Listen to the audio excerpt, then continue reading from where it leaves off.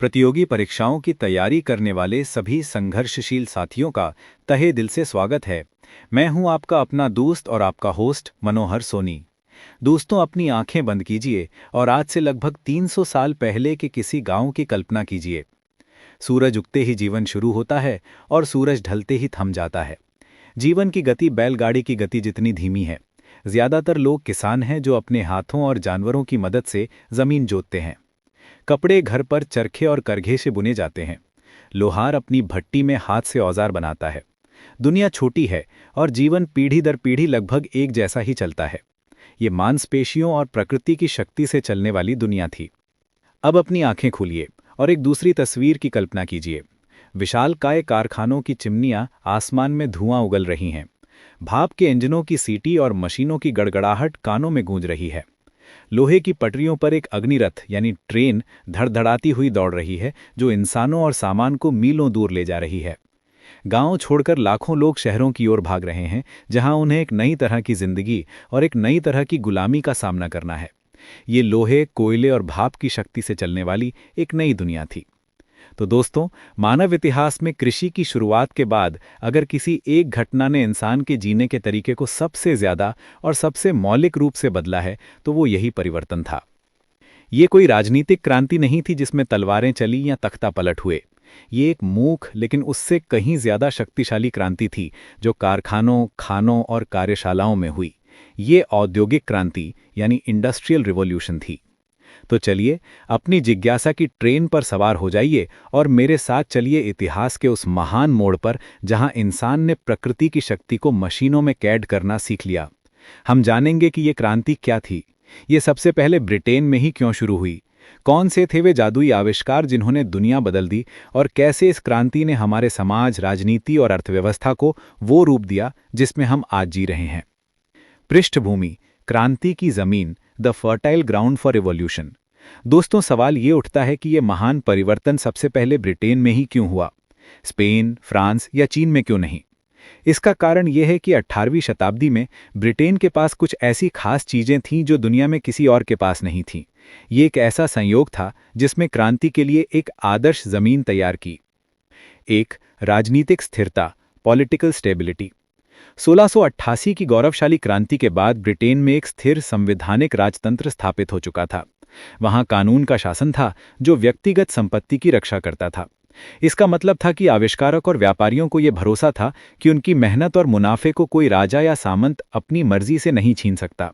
ये सुरक्षा नए प्रयोग करने और निवेश करने के लिए जरूरी थी। 2, प्राकृतिक संसाधन, नेचुरल रिसोर्सेज। ब्रिटेन भाग्यशाली था। उसके पास औद्योगिक क्रांति के 2 सबसे जरूरी कच्चे माल यानी कोयला और लोहा के विशाल भंडार थे, और ये दोनों अक्सर आसपास ही मिल जाते थे। कोयला कारखानों को चलाने के लिए ईंधन बना और लोहा मशीनें, पुल और रेल की पटरियां बनाने का आधार बना। इसके अलावा ब्रिटेन एक द्वीप था जिसमें कई नदियां और एक लंबी तटरेखा थी, जिसने सामान को देश के अंदर और बाहर ले जाने के लिए सस्ता जल परिवहन उपलब्ध कराया। अपने उपनिवेशों से कच्चा माल मिलता था और तैयार माल के लिए बाजार बहुत बड़ा होता था। ब्रिटेन अपने उपनिवेशों को अपना माल खरीदने के लिए मजबूर कर सकता था। 4, कृषि क्रांति, एग्रीकल्चरल रिवॉल्यूशन। औद्योगिक क्रांति से ठीक पहले ब्रिटेन में एक कृषि क्रांति हुई। जमींदारों ने नई तकनीकों जैसे फसल चक्र और बेहतर औजारों का उपयोग करना शुरू किया। बाड़ाबंदी आंदोलन के तहत छोटी छोटी जमीनों को मिलाकर बड़े बड़े फार्म बनाए गए। इसके 2 बड़े परिणाम हुए। खाद्यान्न उत्पादन में वृद्धि और कम लोगों की मेहनत से ज्यादा अनाज पैदा होने लगा, जिससे शहरों में बढ़ती आबादी का पेट भरना संभव हो गया था। बाड़ाबंदी के कारण लाखों छोटे किसान अपनी जमीन से बेदखल हो गए। ये बेरोजगार लोग काम की तलाश में शहरों की ओर भागे और कारखानों को सस्ते मजदूर मिल गए।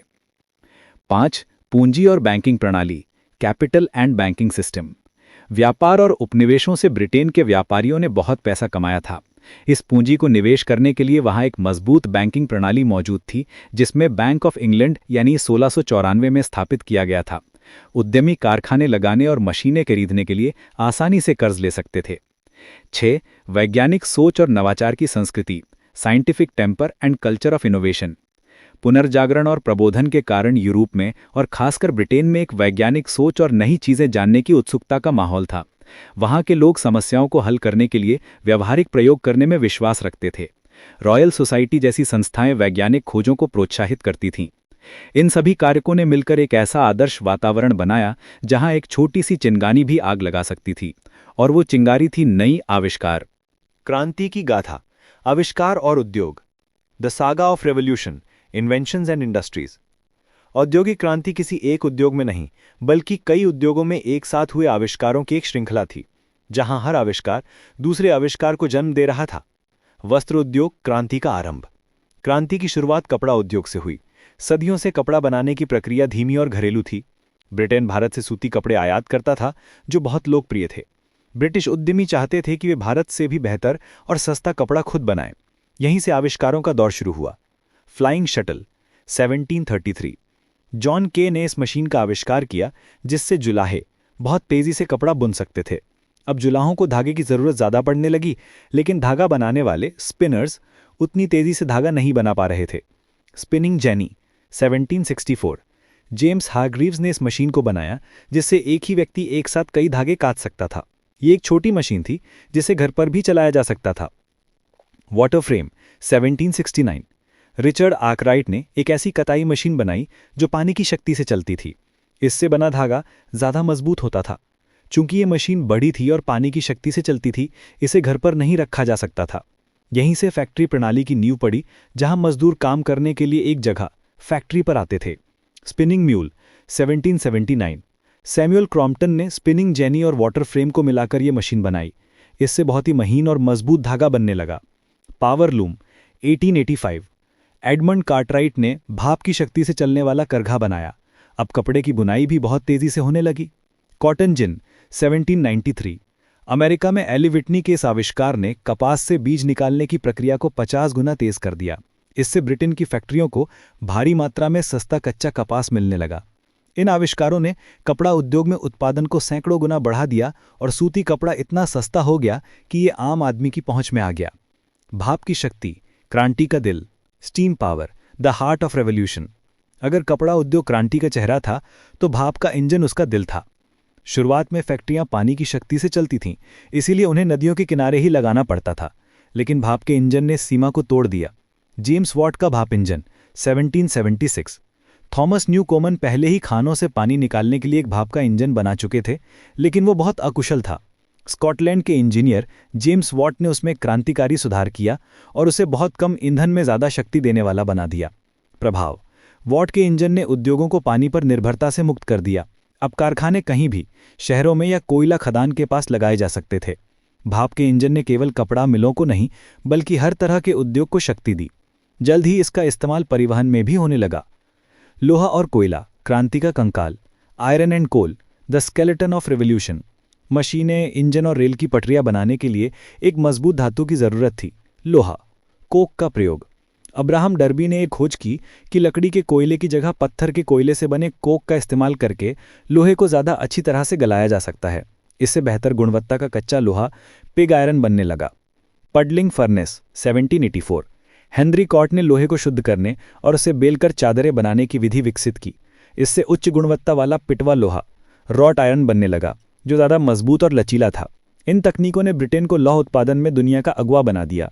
परिवहन क्रांति, क्रांति की धमनियाँ। Transportation revolution, the arteries of revolution.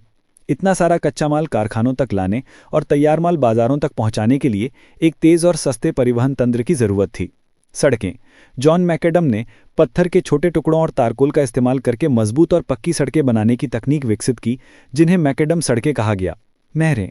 18वीं सदी के अंत में भारी सामान जैसे कोयले को ढोने के लिए नहरों का एक जाल बिछाया गया, जिसे नहर उन्माद का दौर कहा जाता है। रेलवे। परिवहन में असली क्रांति रेलवे के आने से हुई। जॉर्ज स्टीफनसन, उन्हें रेलवे का पिता कहा जाता है। उन्होंने पहला सफल भाप का इंजन, द रॉकेट, बनाया, जो 1829 में मैनचेस्टर और लिवरपूल के बीच दौड़ा। प्रभाव, रेलवे ने दुनिया को छोटा कर दिया। इसने परिवहन को सस्ता, तेज और भरोसेमंद बना दिया। इसने कोयले और लोहे की मांग को और बढ़ा दिया, रोजगार के नए अवसर पैदा किए और शहरों को एक दूसरे से जोड़ दिया। क्रांति का प्रभाव, एक नई दुनिया का जन्म। Impact of the revolution, birth of a new world. औद्योगिक क्रांति ने मानव समाज के हर पहलू को गहराई से प्रभावित किया। इसके प्रभाव सकारात्मक और नकारात्मक दोनों थे। पहला, आर्थिक प्रभाव। पूंजीवाद का उदय, फैक्ट्री प्रणाली ने बड़े पैमाने पर उत्पादन को जन्म दिया, जिसका मुख्य उद्देश्य मुनाफा कमाना था। इससे आधुनिक पूंजीवादी अर्थव्यवस्था की नींव पड़ी।